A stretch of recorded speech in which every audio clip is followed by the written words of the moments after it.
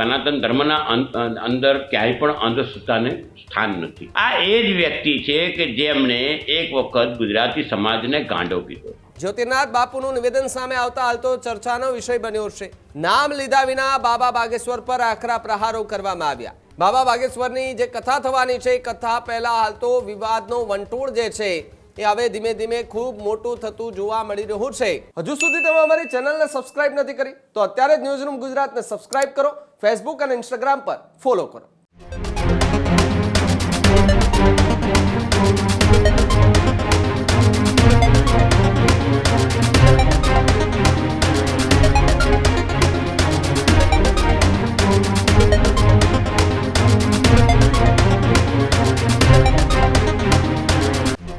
તરફ સમાચાર રાજકોટથી સામે આવી રહ્યા છે.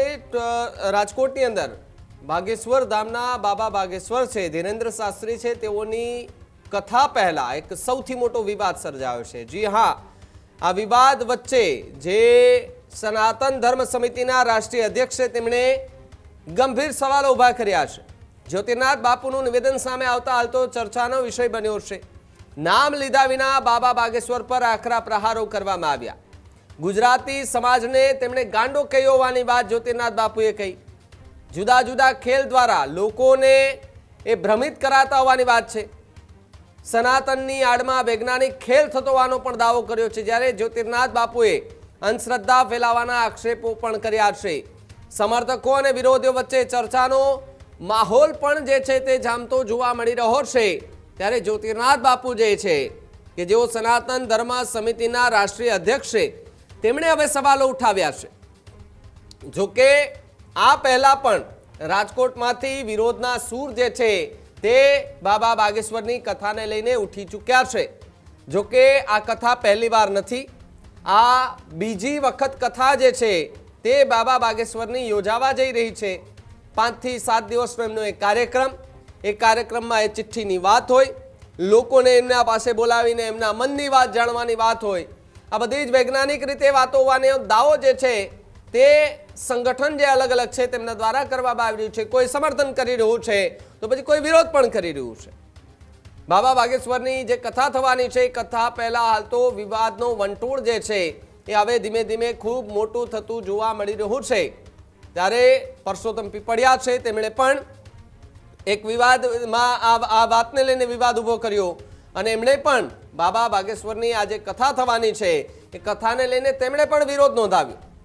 જે બાદ હવે સનાતન ધર્મ સમિતિના રાષ્ટ્રીય અધ્યક્ષ છે તેઓ જ્યોતિર્નાથ બાપુ કે જેમણે આ નિવેદન આપતા હાલ તો જે છે તે ગંભીર સવાલ આ કથાને લઈને અને બાબા બાગેશ્વર જે છે તેમની જે ભક્તિને લઈને વાત કરવામાં આવી, તેમના ચમત્કારોને જે લઈને વાત કરવામાં આવી તેને લઈને પણ હવે એક સવાલ ઉઠી રહ્યો છે.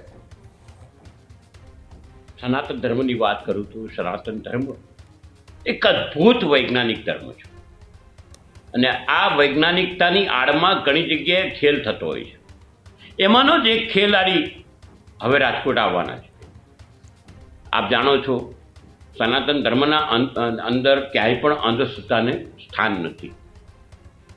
સ્ટેજ પર ચડી જુદા જુદા ખેલ કરી લોકોને મૂર્ખ બનાવી અને અંધશ્રદ્ધામાં બઢાવો કરે.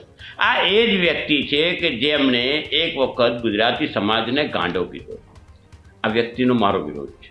ક્યાંય પણ આ ચાલાવી ના લેવાય. તમારે સનાતન ધર્મની અંદર તમે સનાતન ધર્મના ફિરકા લઈને નીકળી પડતા હો તો તમને અધિકાર નથી આપ્યો કે અંધશ્રદ્ધા ફેલાવો. તમે સતત અંધશ્રદ્ધાનો ફેલાવો કરો છો ને આ ક્યાંય પણ સંત સમાજ સાંખી નહીં લે. આ સતત એનો વિરોધ રહેશે અને રહેવાનો છે. કારણ કે તમે પરંપરાઓના નામે ચિઠ્ઠી ખોલું ને જાદુ બતાવું ને આવું કરીને જે બાગેશ્વર ધામથી જે ખેલ ચાલે છે આ ખેલનો અમારો ખુલ્લો વિરોધ છે ને રહેશે. હજુ સુધી તમે અમારી ચેનલને સબસ્ક્રાઇબ નથી કરી તો અત્યારે જ ન્યૂઝરૂમ ગુજરાતને સબસ્ક્રાઇબ કરો, ફેસબુક અને ઇન્સ્ટાગ્રામ પર ફોલો કરો.